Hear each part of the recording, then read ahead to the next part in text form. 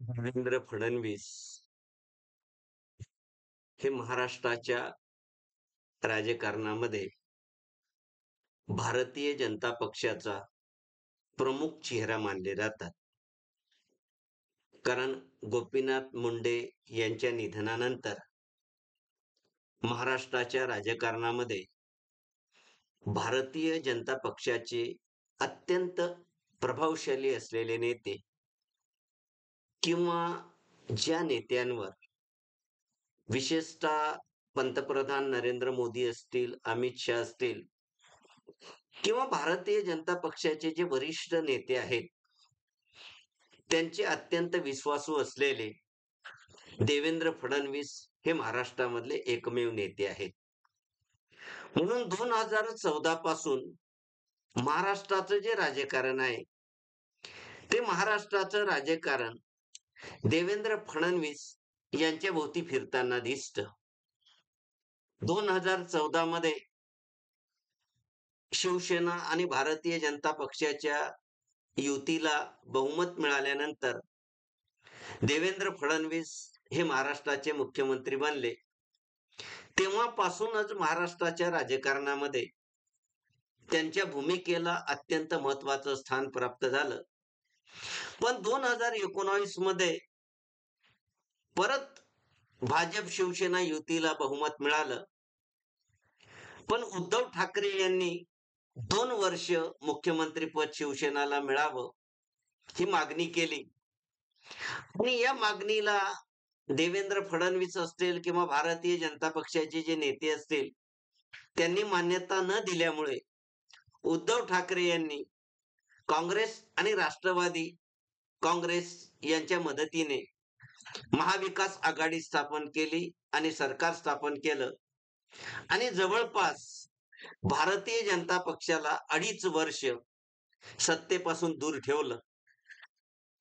हे 2.5 वर्षाच्या कालखंडामध्ये देवेंद्र फडणवीस यांच्या कुशल राजनीतीमुळे उद्धव ठाकरेंचं सरकार अवघ्या 2.5 वर्षामध्ये कोसळलं. या सरकारला पहिला धक्का देवेंद्र फडणवीस यांनी दिला की एकनाथ शिंदे यांच्या नेतृत्वाखाली फार मोठा एक गट शिवसेनेमधून बाहेर पडला. जवळपास एकनाथ शिंदे यांच्या गटाकडे 40 आमदार, 10 अपक्ष आमदार आणि जवळपास 13 खासदार हे एकनाथ शिंदे यांच्या पाठीमागे उभे राहिले आणि ही शिवसेनेमध्ये एवढी जबरदस्त फूट पडली की या फुटीमुळे शिवसेनेच्या अस्तित्वाचा प्रश्न निर्माण झाला. आणि या फुटीमागचे खरे सूत्रधार जर कोण असतील तर ते देवेंद्र फडणवीस आहे. ही बाब लपून राहिलेली नाही, कारण शिवसेनेमध्ये त्यांनी पाडलेली फूट इतकी जबरदस्त होती की उद्धव ठाकरे यांच्या गटाकडे फारच थोडे आमदार खासदार राहिलेले आहेत. तसंच शिवसेना हा जो पक्ष आहे हा सुद्धा उद्धव ठाकरेकडून हिसकून घेण्यात आलेला आहे आणि एकनाथ शिंदे यांना शिवसेना हा पक्ष मिळाला, निवडणूक चिन्ह मिळालं आणि या सर्व रणनीती मागे फडणवीसांचा खूप मोठा वाटा होता. जसा शिवसेनेला त्यांनी धक्का दिला तसा राष्ट्रवादीला सुद्धा धक्का दिला, कारण अजित पवार यांच्या नेतृत्वाखाली राष्ट्रवादीचा फार मोठा गट शरद पवारांना सोडून गेला आणि ज्याप्रमाणे शिवसेना एकनाथ शिंदेना मिळाली त्याचप्रमाणे राष्ट्रवादी काँग्रेस पक्ष अजित पवारांना मिळाला. घड्याळ हे निवडणूक चिन्ह देखील अजित पवार गटाला मिळालं आणि या महाराष्ट्रामध्ये दोन्ही घटना जे देवेंद्र फडणवीस यांनी घडून आणल्या त्यांच्यामुळे त्यांच्या राजकारणाची, त्यांच्याकडे असलेल्या रणनीतीची चर्चा मोठ्या प्रमाणावर होऊ लागली आणि राष्ट्रीय राजकारणामध्ये किंवा राज्याच्या राजकारणामध्ये त्यांचा दबदबा जो आहे तो दबदबा वाढत गेला आणि त्यांच्या शब्दाला केंद्रीय नेतृत्वाने देखील मोठ्या प्रमाणावर प्रमाण मानून महाराष्ट्राच्या राजकारणाचे बहुसंख्य अधिकार त्यांच्याकडे वर्ग केले. पण ही जी देवेंद्र फडणवीस यांची जी रणनीती होती, शिवसेनेमध्ये फूट पाडणं, राष्ट्रवादीमध्ये फूट पाडणं, आणखी काही रणनीतीमध्ये काही आस्पेक्ट त्यांनी जोडण्याचा, आता निवडणुका जवळ आलेल्या आहेत त्याच्यामध्ये आणखी एक रणनीती त्यांनी जोडण्याचा प्रयत्न केला की महाराष्ट्रामध्ये मनसे नावाचा जो पक्ष आहे राज ठाकरेचा, या मनसे नावाच्या पक्षाला महायुती म्हणजे मनसेचं जे इंजिन आहे ते महायुतीच्या सरकारला जोडण्याचा जोरदार प्रयत्न देवेंद्र फडणवीस यांनी सुरू केला. त्यासोबत भारतीय जनता पक्षाचा जुना मित्र असलेला जो पक्ष आहे रासप नावाचा, राष्ट्रीय समाज पार्टी, महादेव जानकर, हे जे महादेव जानकर जे आहेत, हे महादेव जानकर गेल्या अनेक दिवसापासून नाराज होते आणि या नाराज म्हणून त्यांनी शरद पवारांची देखील भेट घेतली होती आणि पवार साहेबांनी त्यांना ऑफर दिली होती की माढा लोकसभेमध्ये जर त्यांनी उमेदवारी केली तर महाविकास आघाडीचे घटक पक्ष त्यांना पाठिंबा देतील. पण हे राजकारण यशस्वी होण्याच्या आतच देवेंद्र फडणवीस यांनी महादेव जानकर यांची भेट घेऊन त्यांना एक जागा जी आहे ती एक जागा ऑफर केली. त्याच्यामुळे शरद पवार जी रणनीती आखत होते त्यांना देखील त्यांनी त्या पद्धतीने पवारांची रणनीती हाडून पाडली. याशिवाय नवनीत कौर ज्या आहेत, ज्या अपक्ष आमदार होत्या, ज्या राष्ट्रवादी काँग्रेसच्या मदतीने निवडून आलेल्या होत्या, या नवनीत कौर यांना भाजपमध्ये प्रवेश द्यायचं आणि अमरावतीमध्ये तिकीट द्यायचं आश्वासन जे आहे ते तिकीट द्यायचं आश्वासन त्यांनी दिलेलं आहे. तर या पद्धतीने देवेंद्र फडणवीस यांच्या राजकारणामुळे महाराष्ट्राच्या राजकारणामध्ये त्यांनी जो दबदबा निर्माण केलेला आहे, हा दबदबाचा भारतीय जनता पक्षाला फायदा झालेला आहे की नुकसान झालेलं आहे. या जर घटना तुम्ही नीट काळजीपूर्वक पाहिल्या तर तुम्हाला दिसेल की या सर्व घटनेमुळे भाजपला फायदा झालेला आहे.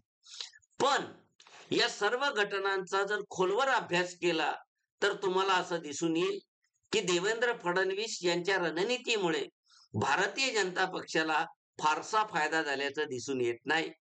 याचं उत्तम उदाहरण घ्यायचं असेल तर महाराष्ट्राच्या निवडणुकी संदर्भात आतापर्यंत 3 एक्झिट पोल किंवा ओपिनियन पोल ज्याला म्हणता येईल, हे ओपिनियन पोल जाहीर झालेले आहेत.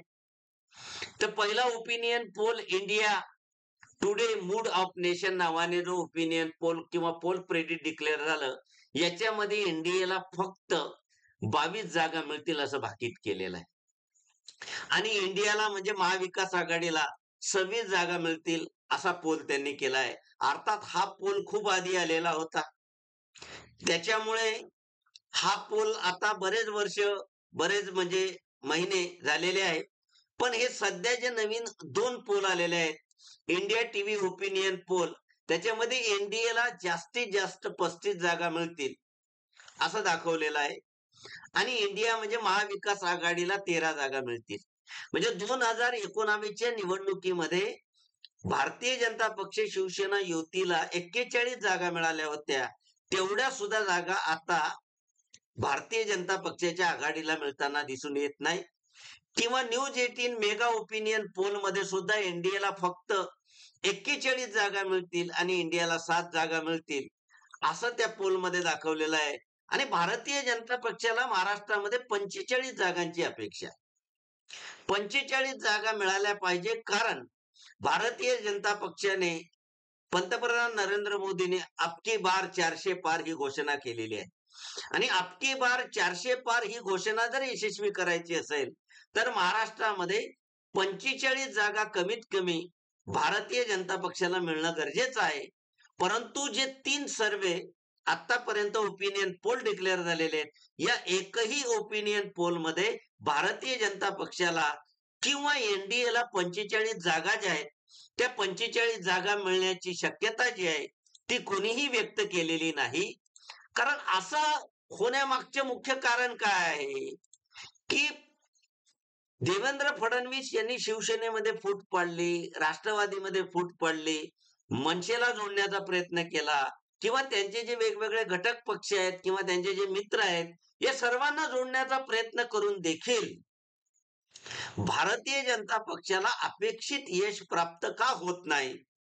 तर याचा पहिला सर्वात प्रभावशाली मुद्दा असा मानला जातो की महाराष्ट्रामध्ये जे जोडतोडचं राजकारण झालं, फाटाफुटीचं राजकारण, आयाराम गयारामांचं राजकारण देवेंद्र फडणवीस यांच्या नेतृत्वाखाली भारतीय जनता पक्षाने राबवलं, याचा सर्वाधिक जास्त फटका जर कोणाला बसला असेल तो भारतीय जनता पक्षाला बसलेला आहे.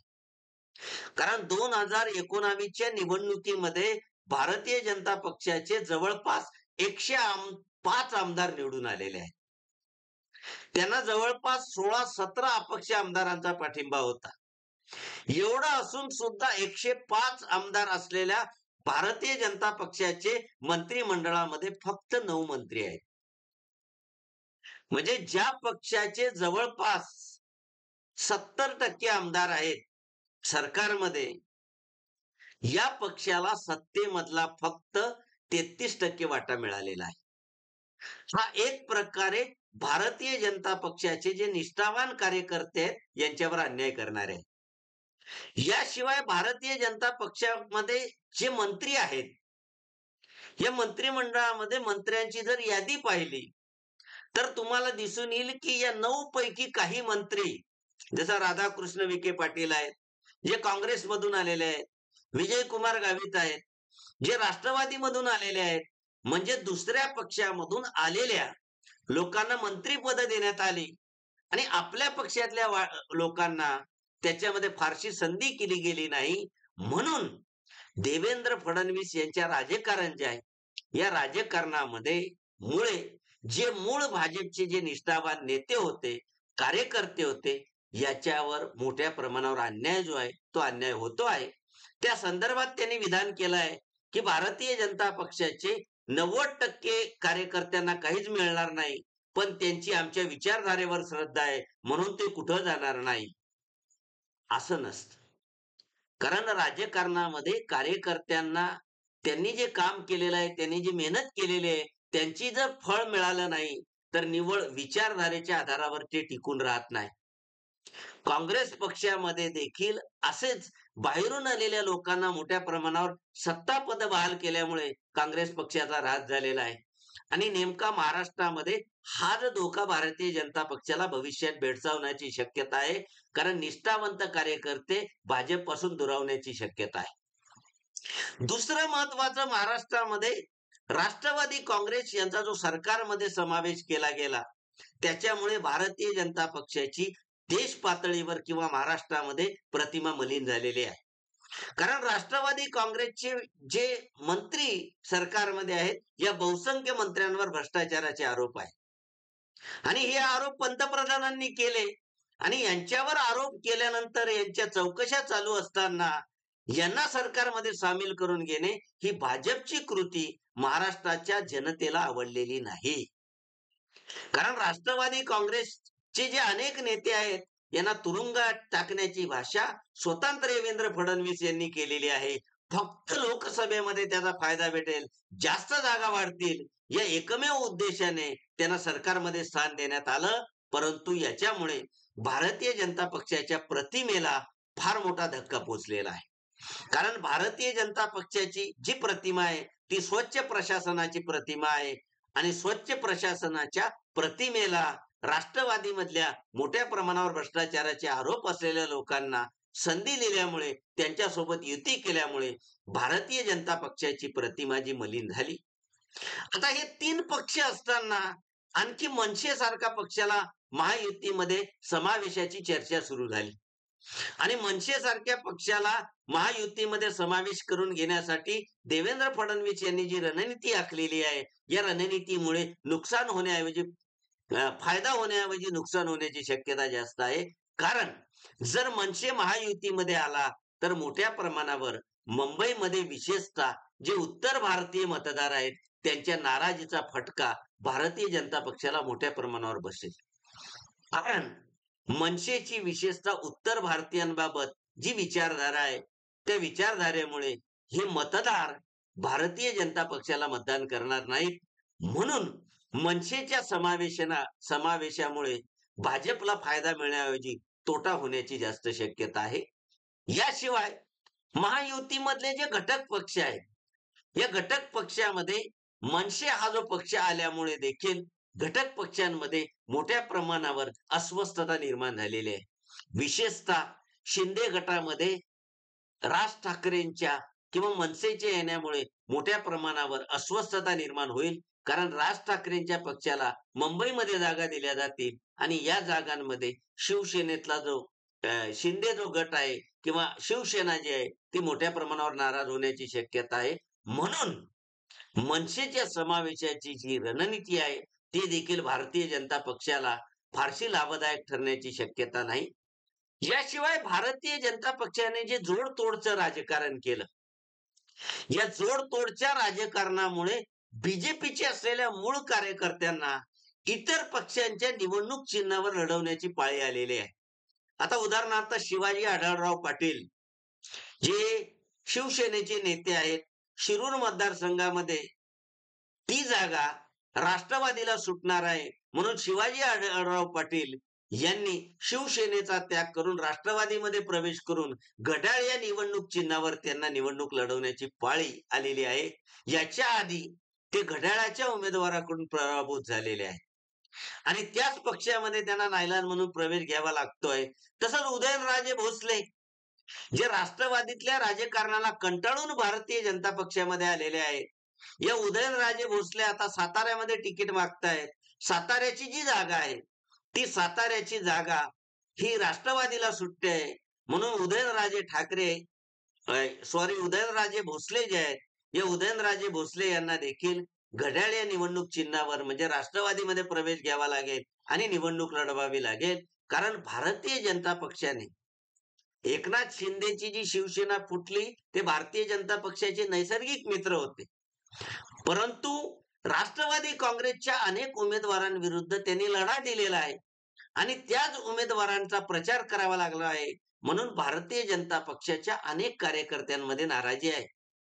याचं उत्तम उदाहरण घ्यायचं असेल तर बारामतीमध्ये शिवतारे जे शिवसेनेचे आहेत, या शिवतारेंनी उघड अपक्ष अजित पवारांच्या विरोधामध्ये दंड ठोठावले आहे. किंवा अनेक मतदारसंघामध्ये उदाहरणार्थ नवनीत कौर आहेत, या नवनीत कौरांना भारतीय जनता पक्षामध्ये प्रवेश देण्याची जी फडणवीसांची रणनीती आहे, त्या रणनीतीमुळे तिथलं शिवसेनेचा जो पूर्वीचे जे उमेदवार आहेत, हे शिवसेनेचे पूर्वीचे जे उमेदवार आहेत, हे शिवसेनेचे पूर्वीचे उमेदवार हे आनंदराव अडसूळ जे आहेत, हे देखील नाराज झालेले दिसून येतात. म्हणून वेगवेगळ्या पक्षामध्ये फूट पाडून भारतीय जनता पक्षाच्या जास्तीत जास्त जागा निवडून आणण्याची जी फडणवीसांची रणनीती आहे, ही फडणवीसांची रणनीती ही भारतीय जनता पक्षाच्या अलगट येण्याची शक्यता निर्माण झालेली आहे. म्हणून फडणवीसांची ही जी रणनीती आहे महाराष्ट्रामध्ये, या रणनीतीमुळे भारतीय जनता पक्षाचं नुकसान होत आहे.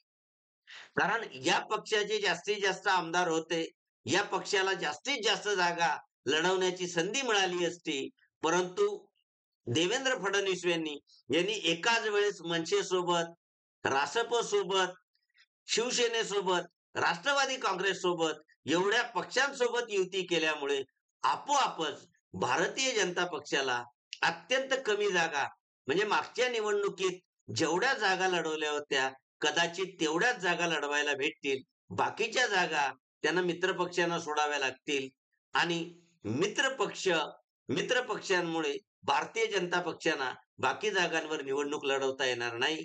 तसंच भारतीय जनता पक्षाचे अनेक कार्यकर्ते, नेते यांना नाराज करावं लागेल, त्यांची समजूत घालावी लागेल.